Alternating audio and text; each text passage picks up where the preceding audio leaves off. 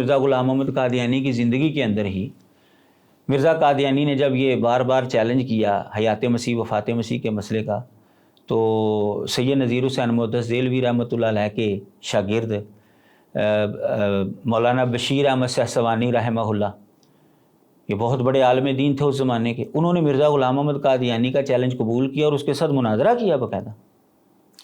دلی کے اندر مناظرہ ہوا تھا، اور آپ حیران ہوں گے کہ یہ ان کا اتنا فیورٹ موضوع ہے، اتنا فیورٹ موضوع ہے کہ اس کے بغیر جو ہے یہ چل ہی نہیں سکتے۔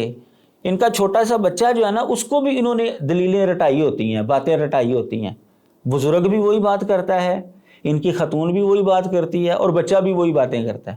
اتنا فیورٹ موضوع ہونے کے باوجود مرزا غلام محمد قادیانی یہ مناظرہ ادھورا چھوڑ کر بھاگ گیا تھا۔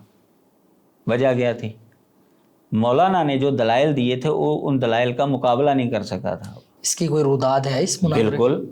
مولانا بشیر احمد سہسوانی رحمہ اللہ نے اسی زمانے میں وہ مناظرہ، چونکہ اس زمانے میں زیادہ تر مناظرے تحریری ہوتے تھے، وہ آمنے سامنے بھی بیٹھتے تھے، اس کے باوجود لکھ کر مناظرہ ہوتا، تو تحریریں موجود تھیں۔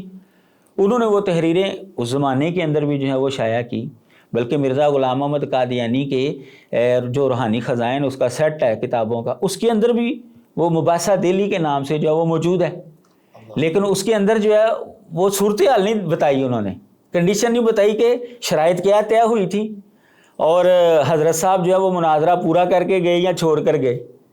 صحیح، یہ باتیں نہیں انہوں نے وہاں پر لکھی ہوئی، بس یہ لکھا ہے جی انہوں نے یہ تحریر بھیجی تھی، حضرت صاحب نے یہ لکھ دیا تھا، پھر آگے یہ ہو گیا یہ ہو گیا۔